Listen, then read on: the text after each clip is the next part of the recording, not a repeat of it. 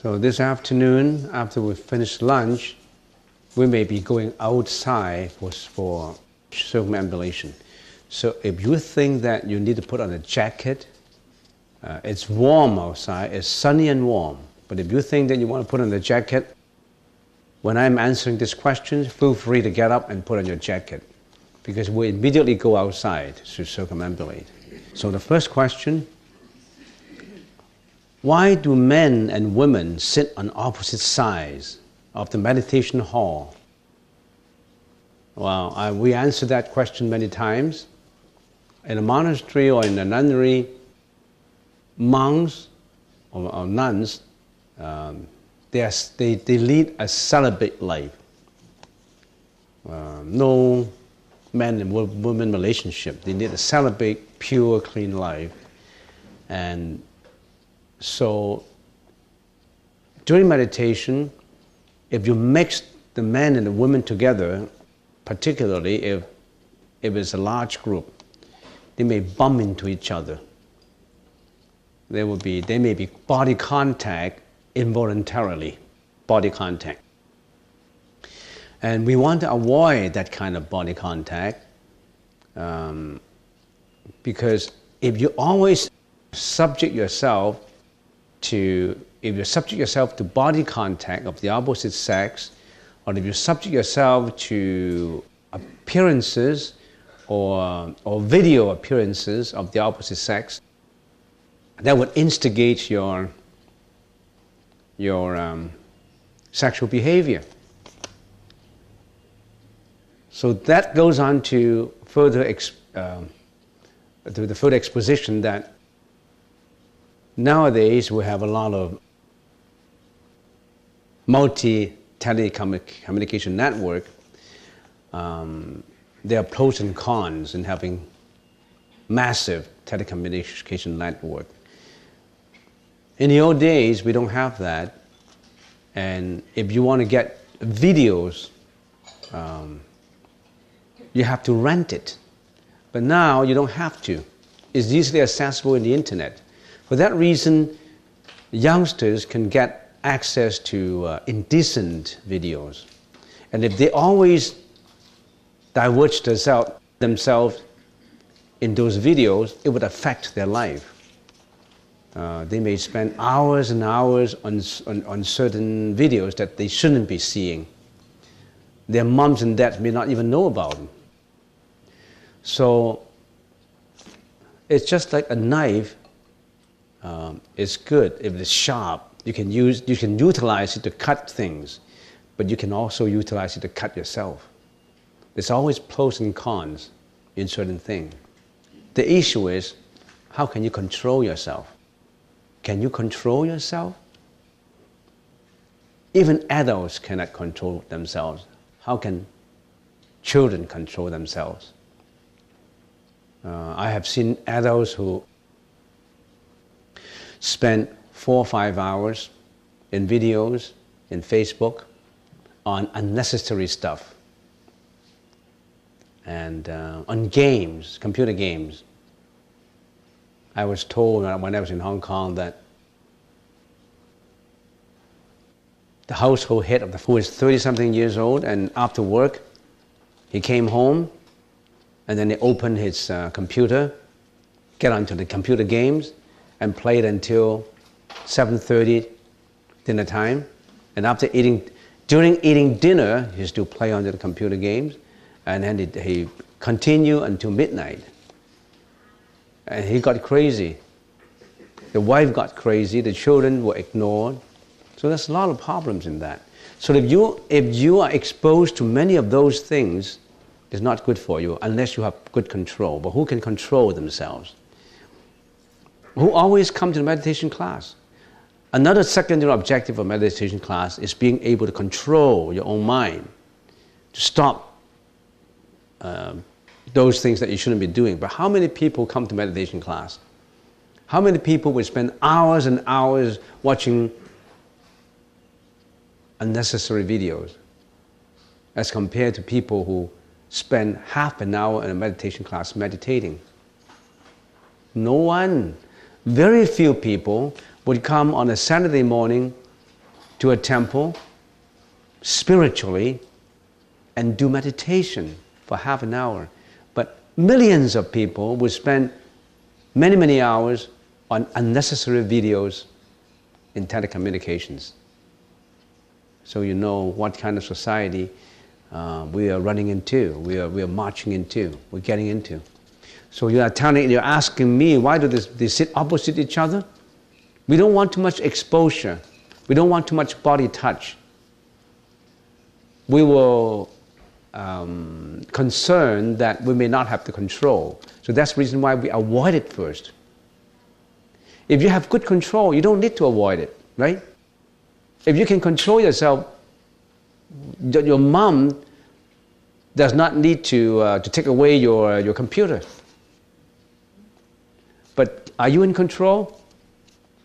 There's so many beginners in meditation.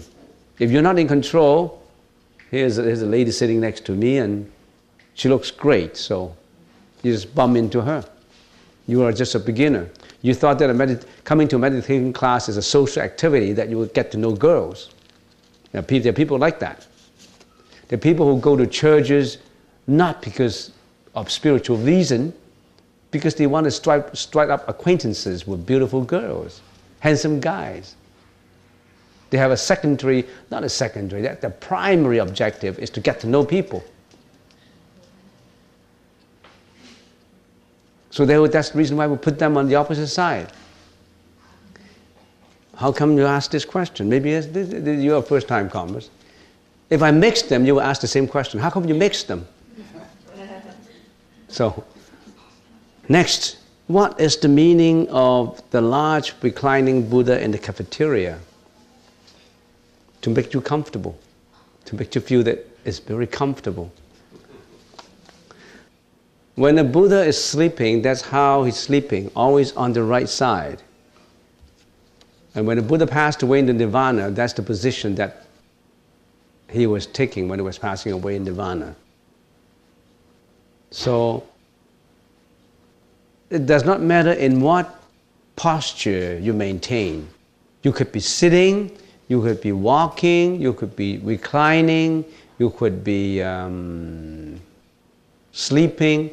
You always maintain the purity of mind. It does not matter what posture you are maintaining at that moment. You always maintain that purity of mind wherever you are, whether you are in silence, in quietude, or you are in a boisterous situation. Or whether you are in peace or you encounter atrocities. You're still in a purity situation. You're always in meditation. It does not matter what postures. Not just sitting, not just with legs crossed that you are purifying yourself in a meditation state. No. When you're sleeping, when you're reclining, when you are sitting, when you're walking, when you're running, even when you're talking, you always maintain that equanimity of mind, that peace inside of you. That peace is extremely important. This morning we were talking about happiness. If I can define for you, if I can, what is happiness, I would say happiness is to have peace of mind. If you don't have peace of mind, it does not matter how much money you have. It does not matter what properties you hold. It does not matter anything if you don't have peace of mind. But if you have that peace of mind, that's my definition, you have happiness. But even that peace of mind, how long would that peace of mind be? An hour? Half an hour? 2 hours? Certainly, I don't think anybody would have peace of mind in every second of their life. But you're looking for that. You strive to look for that peace of mind. And some people say, what's the meaning of life? Let's not talk about happiness. I read a book, that's a very famous book, maybe 25 million copies sold. It's written by Victor, what's that name? I forgot. Victor. It's a German in Nazi Germany concentration camp who was with the Jewish population, and he was able to avoid death, 1 out of 1,000,000. And he survived, and he wrote a book. His first name is Victor, I forgot his last name. 25 million copies sold. It's become a classic. You should read it. And what's the title of that book? Man in Search of Meaning. It doesn't say man in search of happiness. It says man in search of meaning. To have happiness is to live meaningfully. To have happiness is to have meaning in life. If you don't have meaning in life, you're living like a corpse. You've got to have that meaning. You strive to perfect that meaning, to fulfill that meaning. Do you have a meaning in life? I don't have any meaning in life. I'm looking for happiness, Venerable. I'm looking for happiness, but I don't have any meaning in life. I said, no. Don't look for that happiness. Throw that happiness away. But look for a meaning. We're in search of meaning. You have a meaning to, do you have a meaning to live? If you don't have even a meaning to live, forget about happiness. You have a meaning to live, you're striving for that happiness. So we should not just read Buddhist teaching books, we should be reading other books too. An excellent book, In Search of Meaning. I read it all the time. Not just once. It's the I we seek, not the I that has manifested in this form. Or he or she must be listening to lectures all the time, because this is an intelligent question. I are not the I that has manifested in this form. Yeah. If not, how can karma be at work? It's the I we seek, not the I that was manifested in this form. The I, if the I you seek is not the true I. Anything you're seeking is not true. Are you still seeking? It's there. You just have to reveal it. It's a revelation instead of a seeking for it. The Heart Sutra said, there's no sound, no smell, no touch, no eye, no ear, no ignorance, no extinction of ignorance, no suffering, no cause of suffering, no extinction, no path. There's nothing to be obtained. What are you seeking? You don't have to seek. You just have to stop running. When you stop, it reveals. You stop adding on dust onto your mirror of purity. You stop adding on dust on it. And at the same time, you're eradicating the dust on the mirror top. Then it's there. It's just the dust that covers it. It hasn't lost its reflectability. The dust just covers it. It hasn't lost the reflectability. So it's the I we seek, not the I that has manifested in this form.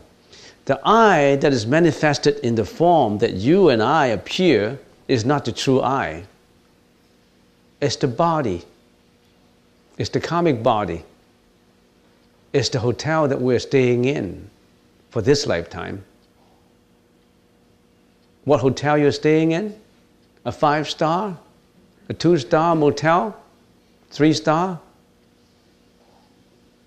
You work it out yourself. You chose it yourself.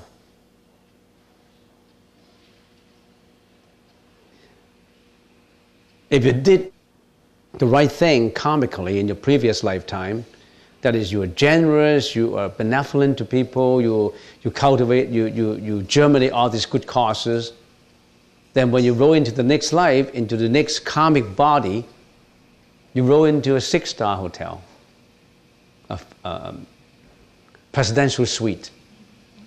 Well, the presidents who live in presidential suites, cabinet minister suites. So, what do you prefer? Which hotel do you prefer? Is karmically, you work it out yourself. In other words, do you deserve? You deserve what you are having. If you are in a 1-star hotel, nobody gives it to you. You deserve it. You didn't work out. So, the I that you are seeking is not the true I. When you say I, that is necessarily a not I notion. When you're living in I and not I, hate and love, rich and poor, you're living in a world of, in a state of discrimination. You're not at it. You are fallaciously living in a world of delusions, a world of the recognition of wrongful recognition of inherent existence.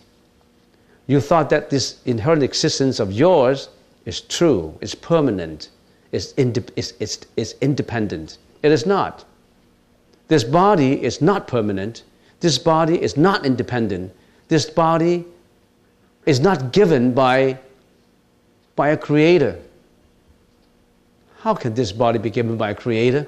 You create it out of your karma. If this body is given by a creator, that creator should have given you a good body. He will not be so cruel as to give you a body that is blind, that is deaf, that is crippled. He would have given you a perfect body. Would he?